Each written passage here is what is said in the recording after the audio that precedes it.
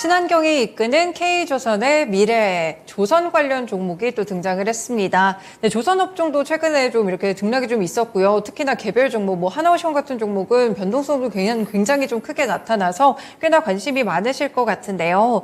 일단 조선 전반적으로 업종에 대한 흐름들부터 저희 한번 훑어보겠습니다. 어떻게 보셨을까요, 연구원님? 네, 올해 아까 일부에서 봤던 방산기계처럼 변동성이 굉장히 컸었고요. 네. 이 변동성이 지수랑 마찬가지로 7월 말 8월 초가 고점이었습니다. 상반기 흐름들을 보면 성가, 배일 가격들이 계속 올라갔어요. 네. 공급망 차질이라고 표현을 하는데 이 공급망 차질에 따른 이 성가 상승들이 주가를 끌고 올라갔고요. 그 앞에 이제 주가 흐름이 여기 오른쪽에 보시면은 네. 주가 변동성이 되게 컸어요. 그리고 하나오션, 대우조선해양에서 하나그룹이 피해수 되면서 성장에 대한 기대들이 주가에 많이 반영된 게 상반기였어요. 네. 하반기 때는 이 경기 둔화 우려, 고금리가 지속되고 하나오션이 유상증자를 감행을 하면서 네. 이 디레이팅으로 주가가 전반적으로 빠졌었고요. 특징을 보면 이 주가 등락이 말씀해 주신 하나오션이 제일 변동이 컸어요. 네. 다른 종목들이 따라가는 하나오션 마치 대장주 같은 흐름들을 보인 게 올해의 특징입니다. 네, 그렇군요. 지금 차트 보니까 현대미포조선이나 ST현대중공업은 거의 좀 변화가 미미하게 다른 종목들 대비해서 봤을 때 좀 내려가 있는 것 같은데 딱히 차이점이 뭐가 있을까요? 네, 요게 이제 올해 연초부터 시계열인데 앞에 이제 작년까지부터를 해보면 네. 작년은 현대중공업이나 미포조선의 주가가 더 많이 상승을 했고 네. 다른 종목들은 상대적으로 많이 안 움직였어요. 항상 연초부터를 볼 때 작년에 많이 움직인 종목과 안 움직인 종목들을 보게 되는데 네. 그 22년 상황들의 반전이 온 거죠. 조선이 이제 본격적으로 좋아지는 구간이니까 현대중공업이나 미포는 상대적으로 우량주에 속해서 네. 22년에 나쁜 상황에서 상대적으로 좋았었고요. 반면에 올해부터는 이제 본격적으로 조선이 좋아지니까 그동안 안 올랐던 업체들이 주가 상승이 더 컸어요. 내년 전망할 때도 이런 관점을 가지고 보면 조금 더 편하지 않을까 싶습니다. 네. 네, 그렇군요. 말씀 주신 대로 주가도 많이 올랐고요. 이때 당시에 그래서 슈퍼사이클에 대한 이야기가 다시 좀 등장을 했던 것 같거든요. 지금은 시점이 좀 많이 지난 상태니까 지금 시점에서 봤을 때 조선주들의 슈퍼사이클이 그 이전에 있었던 슈퍼사이클과 좀 동일하다. 어떻게 보세요? 이게 이제 설명이 좀 어려운 부분이긴 하지만 이 왼쪽에 있는 차트를 보시면은 네. 파란색이 전 세계 선박 발주량이에요. 네. 슈퍼사이클이라고 표현하는 게 과거의 경험이 이제 2002년부터 2007년까지 네. 이 엄청나게 많은 발주들이 나왔는데 네. 이 시기를 슈퍼사이클 기간이라고 보통 표현을 하고 네. 선박을 20년에서 30년 정도 사용하기 때문에 이 교체 수요가 올 때 또 한 번의 큰 사이클이 오지 않을까라는 기대들이 있는 거죠. 네. 근데 22년 상황들을 보면 코로나를 지나면서 컨테이너선 발주라든지 아니면 전쟁을 지나면서 LNG선 발주가 늘어나니까 네. 단기적인 작은 사이클의 랠리가 왔어요. 그래서 이걸 슈퍼사이클이라고 단기적인 구간에서 표현을 할 수도 있는데 문제는 꺾였어요. 네. 그 이벤트 수요들이 꺾였는데 그럼 조선업이 이제는 안 될 거냐라는 거에 대한 고민을 해볼 수 있는 거죠. 그렇죠. 경기 관점의 수요는 꺾여 나가긴 하지만 여전히 수주 잔량은 쌓여가요. 보통 배를 수주 받으면 네. 만들어주는데 2년에서 3년 정도가 걸리기 때문에 이제 실적은 올라오는 구간이라서 수주 받아놓은 잔량은 쌓여가고 있고 경기 관점에서는 피크아웃을 하지만 네. 최근에는 배를 만들 사람이 없어요. 네네. 그리고 조선업에 대한 투자들도 대부분 꺼려하기 때문에 공급들이 많이 부족해졌고 그런 면이 가격이 수요와 공급에 의해서 결정된다고 했을 때 수요는 조금 둔화되더라도 공급도 같이 둔화가 됐으니까 가격은 안 빠지고 올라가는 분위기가 계속 형성되고 있어요. 네. 이게 긴 사이클로 봤을 때는 네. 과거에 경기 수요가 이끌던 게 조선의 기본적인 관념이기 때문에 그쵸. 조선을 피크아웃 상황이라고 생각할 수도 있는데 지금은 공급까지 같이 봐야 되기 때문에 생각보다는 더 좋을 수도 있다. 이게 전체적인 그림입니다. 네, 상황 자체가 조금 바뀌었다는 관점에서 살펴보셔야 될 것 같은데 그러면 이제 조선주들을 저희가 같이 체크를 해봤는데 사실 기자재 종목들도 여기 따라가잖아요. 비슷한 흐름으로 좀 봤을까요? 네, 장표에는 안 들어가 있긴 한데 기자재도 같은 흐름이에요. 네. 당연히 조선사들은 기자재 업체들이 갖고 온 기자재를 가지고 배를 만들기 때문에 같은 방향성인데 조선주를 살까 기자재를 살까에 대해서 고민할 때 네. 통상 사이클이 좋을 때는 기자재 업체의 베타 그러니까 상승률이나 하락률이 더 크게 변동을 해요. 네. 기자재 업체는 상대적으로 더 작은 업체들이니까 그만큼의 투자 위험을 갖고 있고 상대적인 성장성이나 변동성이 더 큰 거죠. 네네. 지금 같은 턴어라운드 시기, 실적이 이제 좋아지는 시기에서는 기자재 업체들의 제품들을 갖고 와서 배를 만들기 때문에 선행해서 기자재 업체들의 실적이 좋아지는 경향성이 과거에 있었어요. 네. 근데 지금은 다 생산해서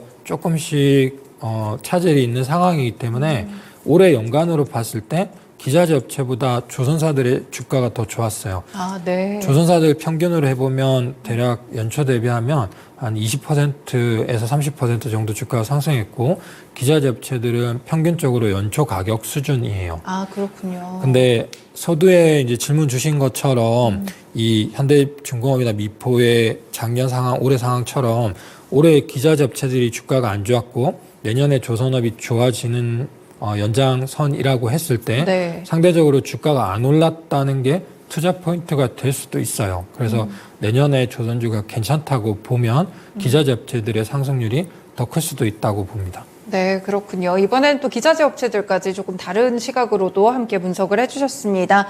그러면 일단 내년에는 조선 종목들 실적에 대한 전망들도 좀 궁금한데요. 좋아질까요? 네, 다음 페이지를 보면요. 실적이 이제 좋아지는 그림에 있습니다. 조선사들 수주가 많이 늘어난 걸 앞에서 봤는데요. 여기 보면 지금 갖고 있는 수주 잔고, 주문을 네. 받아놓은 잔고에서 전체를 100으로 볼 때 LNG 운반선이나 컨테이너선이 거의 80% 정도예요. 네. 그래서 실적은 이제 이런 선박들을 반복 건조라고 표현하는데 계속 똑같은 배들을 만들다 보면은 이 마진이 좋아지는 부분들 그리고 네. 지금 수준은 많이 늘어나 있는 상황이기 때문에 지금의 잔고들이 매출로 인식되는 게 2024년, 25년, 26년에 성장이 담보가 되어 있어요. 네. 그래서 3년치의 실적 개선의 초입에 와 있고 올해도 사실 실적들이 굉장히 좋았어요. 작년 대비하면 매출이 30% 정도 올랐는데 저희가 느낄 때는 조선사의 실적이 그렇게까지 좋아진 거라는 느낌을 잘 못 받아요. 맞아요. 네. 이유는 영업이익이 분기마다 계속 시장의 추정치를 하회를 했어요. 그 차질이 났던 이유는 작년부터 올해까지 원재료 가격이 상승을 했고 인건비나 외주비 같은 인력에 대한 비용들이 증가를 했는데 네. 그걸 시장이 다 예측하지 못한 부분에서 비용이 늘어났어요. 근데 네.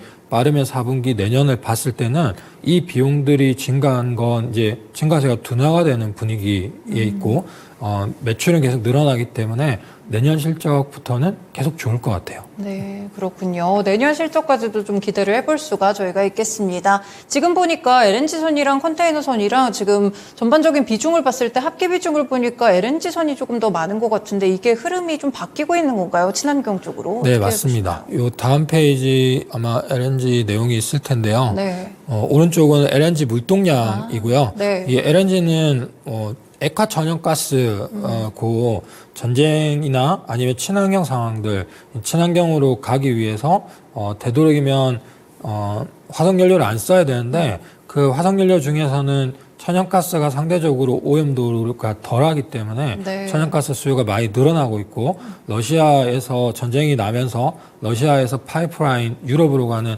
노드스트림 같은 천연가스 파이프라인이 막히면서 이 육상으로는 파이프라인으로 천연가스를 운반하고 네. 이걸 보통 PNG라고 표현을 하고요. 그 대체 수요로 LNG가 늘어났는데 네. LNG는 대부분 다 선박으로 운송을 해요. 네. 그래서 이 수요들이 급증하고 있고 이건 장기적으로 2040년까지 물동량이 계속 늘어난다고 보고 있어요. 네. 그렇기 때문에 앞서 보신 것처럼 발주들이 많이 늘어난 게 요런 LNG에 대한 물동량 증가 때문이었어요.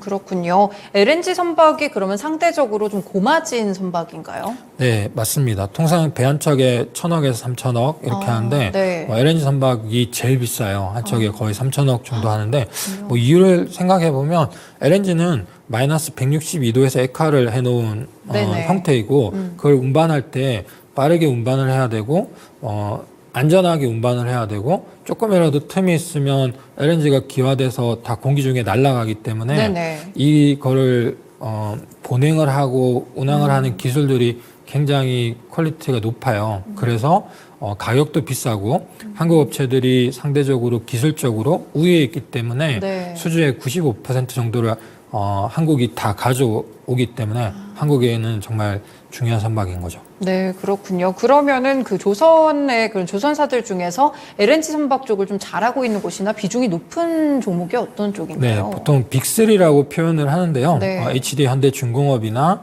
삼성중공업 그리고 하나오션 이렇게 네. 그리고 비상장인데 현대사모중공업은 HD 한국 조선해양의 자회사로 있고요. 네. 그래서 이게 3개 회사 또는 4개 회사는 기술적인 실력이 비슷해요. 아, 그래요?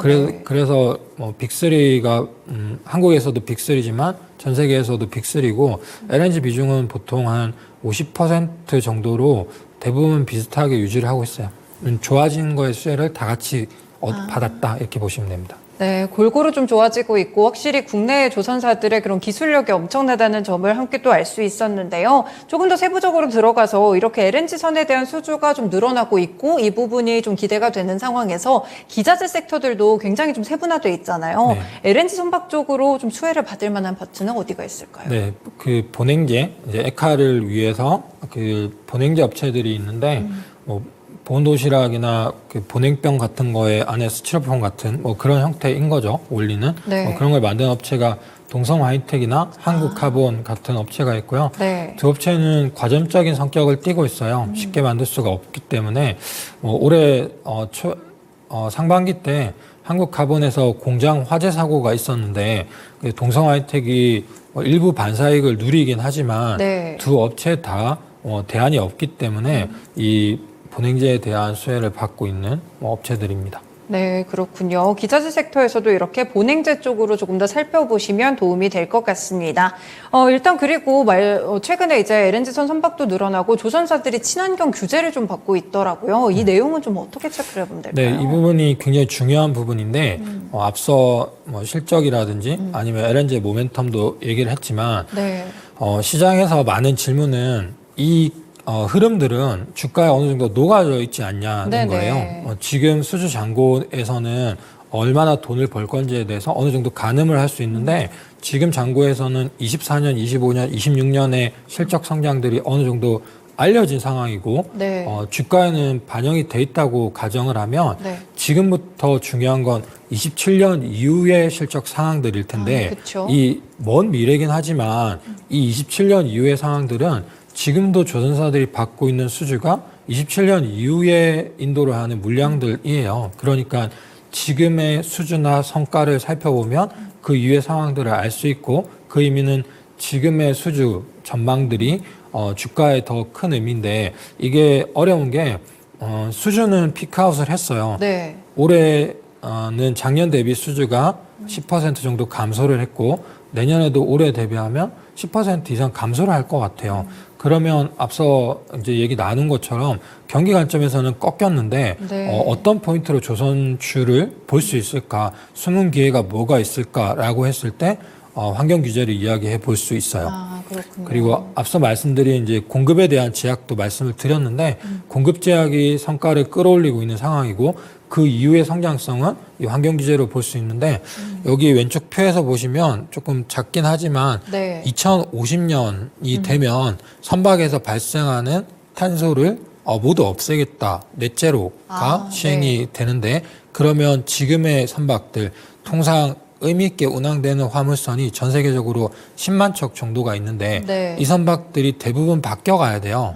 그래서 이 로드맵상 봤을 때 이 선박들이 20년에서 25년 쓴다고 가정을 하면 2025년부터 2030년부터 해서 선박들이 계속 많이 바뀌어 나가야 되는 거죠. 네네. 그래서 이 2030년, 2040년 이 환경 규제에 대응하기 위해서 지금도 발주가 많이 늘어나고 있어요. 앞서 설명드린 LNG 운반선에 LNG로 연료를 추진하는 선박들도 지금 많이 대중화가 되어 있는 상황인데 이외 연료인 메탄올이나 암모니아, 수소 같은 연료들이 계속 상용화되어 가고 있어요. 네. 이건 한국 업체들한테 굉장히 큰 기회인데 네. 한국 업체들이 기술적인 우위를 보이기 때문에 이런 기술들이 환경 규제를 통해서 확산이 될 때 한국 업체의 점유율이 계속 상승할 수 있는 여지가 있습니다. 네, 오히려 친환경 규제가 확대되는 상황 속에서 한국 조선사들이 이미 기술력을 많이 갖고 있는 상태이기 때문에 기회로 작용을 할 수 있다. 이렇게 또 말씀을 주셨네요. 좀 장기적으로 투자를 하실 때 이 부분을 참고해 보시면 좀 긍정적인 재료가 되지 않을까 싶습니다. 그러면 오늘 저희 조선업종과 더불어서 기자재 섹터까지 함께 이야기를 좀 해봤는데요. 토픽은 어떤 종목으로 보시나요? 네, 조선주 전체로는 내년 토픽으로 삼성중공업을 꼽고 있고요. 네. 삼성중공업은 FLNG라고 이제 바다에서 LNG를 생산하는 설비를 제작을 하는데 지금은 경쟁자가 많이 줄어서 거의 독과점 형태예요. 네. 올해 이제 2기를 수주를 했거나 할 것 같고 내년에도 2기를 할 것 같은데 이게 굉장히 비싸요. 한 기당 거의 15억 달러니까 2조 뭐 이런. 비싸네요. 네. 뭐 그래서 한 건 수주하는 게 굉장히 의미가 크고 마진도 되게 좋아요. 그래서 중장기 성장에 대한 사업 포트폴리오가 상대적으로 제일 편하다는 관점에서 삼성중공업을 보고 있고요. 네. 하나오션은 올해 주가 변동이 어마어마하게 컸는데 그렇죠. 내년에도 그럴 것 같아요. 지금 증자한 1조 5천억의 자금을 가지고 여러 가지 투자들을 할 거기 때문에 그에 대한 성장 기대를 해볼 수 있고요. 네. 한국조선해양, 현대중공업, 미포조선 같은 경우에는 질문 주셨지만 올해 주가가 쉬었고 이거는 네. 실적이 좀 늦게 턴을 하는 것이기 때문에 그랬는데 내년 하반기 실적 턴이 커질 거라서 네. 내년 상반기에 키 맞추기 수급이 일부 있을 것 같아요. 네. 기자 업체들은 말씀드린 동성하이텍이나 한국카본 좋게 보고 있고요. 네. 나머지 기자 업체들도 조선주 흐름을 따라서 상승세를 볼 것으로 생각됩니다. 네, 일단 최선호 종목으로는 삼성중공업을 함께 말씀을 주셨습니다. 그리고 기자재 섹터에서는 앞에서 이야기 나눈 대로 LNG 쪽으로 해서 동성화이텍이라든지 한국카본 같은 종목을 함께 눈여겨보시면 좋을 것 같네요. 네, 연구원님 오늘 말씀 여기까지 듣도록 하겠습니다. 오늘 말씀 고맙습니다. 감사합니다. 네, 이렇게 저희 1부와 2부 쉬운 산업 읽어주기 시간이었습니다. 1부에서는 방산과 건설기계 섹터들 살펴봤고요. 2부에서는 조선과 기자재 섹터 자세하게 살펴드렸습니다. 함께해 주신 분 신한투자증권의 이동헌 연구원님이었습니다. 지금까지 다양한 투자 판단에 도움이 되는 말씀들 이렇게 함께 전해드렸는데요. 특정 종목의 상승 하락을 보장하지는 않습니다. 토마토랜드 2.0 마치겠습니다. 오늘도 시청해 주셔서 고맙습니다.